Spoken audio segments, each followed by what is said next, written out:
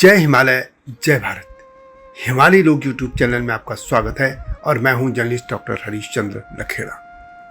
हिमालय क्षेत्र में लगभग 100 साल पहले जिस पद्धति से विवाह शादी होती थी उसे लोग आज भूल चुके हैं, लेकिन मैं इतिहास के पन्नों को खंगालते हुए उसी पद्धति की बात करूंगा जिसे खास फैमिली लॉ भी कह सकते हैं।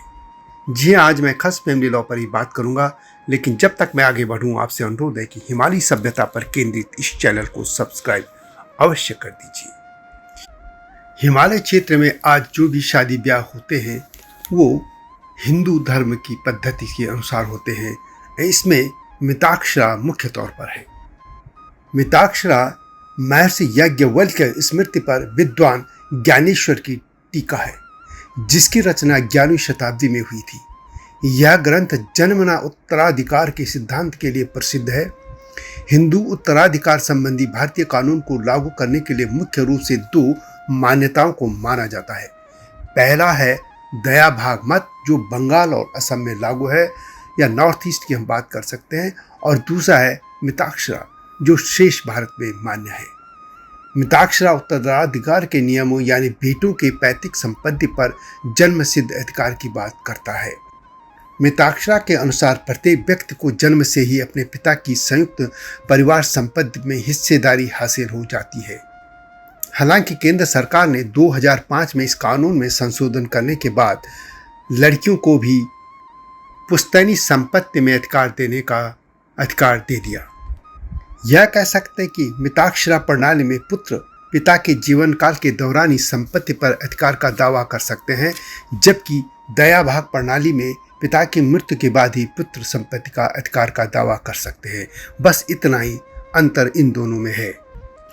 लेकिन हिमालय क्षेत्र में पहले ये नहीं था।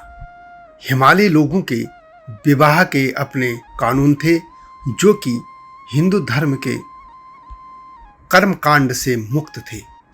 हालांकि यदि हम प्राचीन काल तक में जाएं तो वैदिक आर्य और खसों की जो परंपराएं थी वे कहीं ना कहीं एक साथ मिलती थी, और कहा जाता है कि खस भी चूंकि आर्य परिवार का हिस्सा थे, लेकिन खसों की धाराएं हिमालय की तरफ चली गई और उनके जो कानून थे वे अपने तरीके से थोड़ा भिन्न होते चले गए थे। भारत में जब रजवाड़े थे तो रजवाड़ों के अपने अपने हिसाब से शादी ब्याह के नियम थे, परंतु जब यहाँ अंग्रेजी शासन आ गया तो उसके बाद हिंदू धर्म हो या दूसरे, उनके लिए भी कानून बनने लगे थे। मिताक्षरा को हिमालय में लागू करने के बाद वहाँ के खस आंदोलित भी हो गए थे, और ख़ास तौर पर उत्तराखंड के। इस मामले में मेरी कुछ वीडियो पहले से इस चैनल में है, और यह आपको बता दूं एक बार फिर कि खस फैमिली लॉ पर LD पांडे जी ने लंदन यूनिवर्सिटी से 1929 में PhD भी की थी। लेकिन अब बात करते हैं खस फैमिली लॉ की। आखिर हिमालय के लोगों के शादी विवाह की जो प्रणाली थी, पद्धति थी या जो नियम थे वे कैसे अलग थे।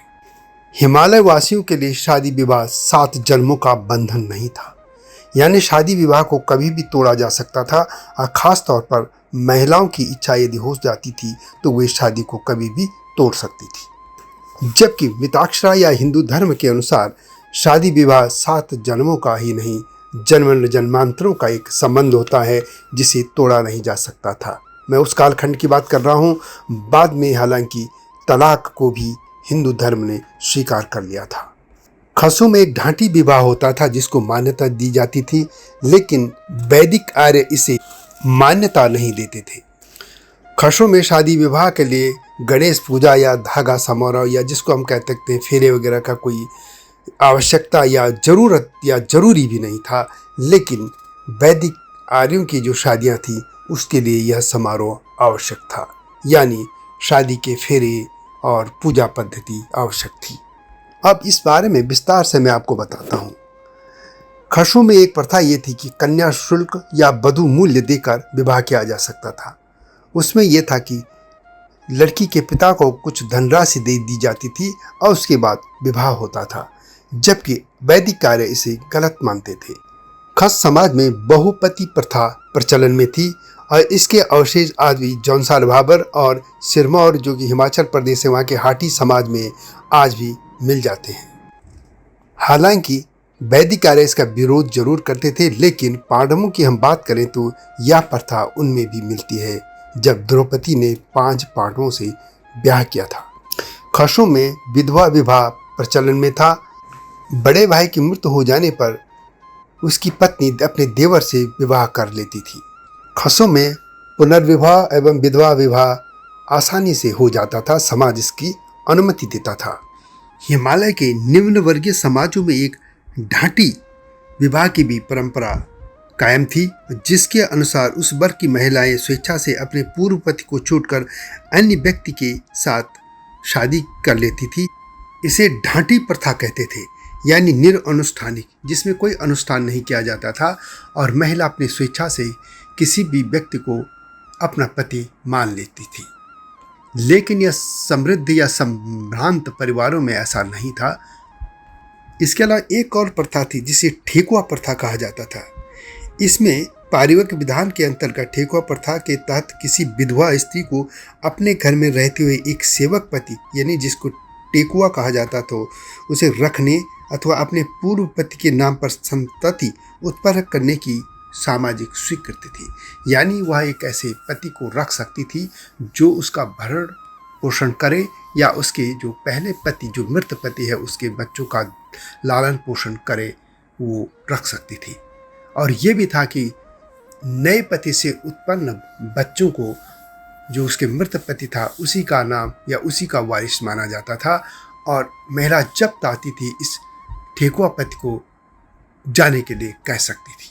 एक और प्रथा पहाड़ में चलती थी, वो ये थी कि यदि कोई सुंदर महिला होती थी और किसी व्यक्ति को उस पर माना जाए, या उस महिला का किसी दूसरे पे, यानी विवाहिता महिला का किसी दूसरे व्यक्ति पर मन आ जाता था, वो उसे शादी करना चाहती थी, तो यह शादियां हो सकती थी, समाज इसकी अनुमति देता था। और जो व्यक्ति किसी सुंदर महिला से, या विवाहिता जो पहले से विवाहित महिला उसे शादी करना चाहता है, तो वो पैसा देकर, उसकी रकम जो भी थी उसकी शादी ब्याह पे खर्च का, उसको देकर उससे शादी कर सकता था। और ऐसी महिलाओं को क्षण मन की बान कहा जाता था, और ऐसी शादी करना एक सम्मान की बात मानी जाती थी, और समाज में इसे प्रतिष्ठित लोग कई बार करते रहते थे। कुछ उल्लेख यह भी मिलते हैं कि मामा और फुफेरे बहनों के साथ भी शादी का उल्लेख मिलता है। हालांकि यह हिंदू समाज के जो बाकी क्षेत्र वहाँ भी ऐसी प्रथाएं मिलती हैं।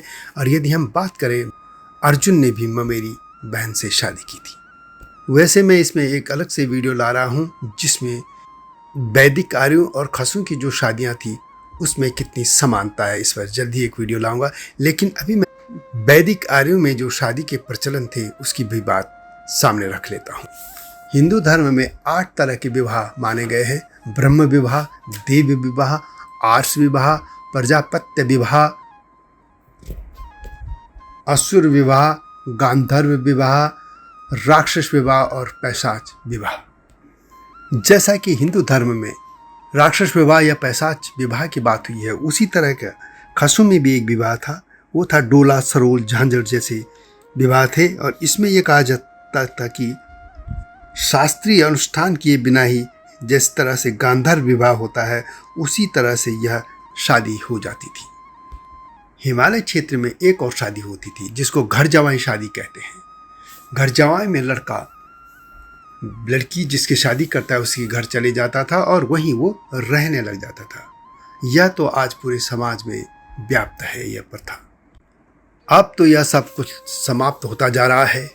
बहुत कम इसके अवशेष, जो ये शादियां थी, इसकी प्रथाएं अब भी जौनसार भाबर या हिमाचल के हाटी क्षेत्र तथा कुछ नेपाल में मिल जाती हैं। अन्यथा अब सब कुछ आज की जो पूरे भारत में शादी का प्रचलन है उसी तरह से होती है, यानी वैदिक कर्मकांड के आधार पर। तो यह थी खस फैमिली लॉ की बात, जो कि पूरे हिमालय क्षेत्र में व्याप्त थी और जिसे खसों नहीं बल्कि जो भी लोग गए थे अधिकतर उन्होंने इसको अपना लिया था। वीडियो कैसे लगी कमेंट में उससे लिखें।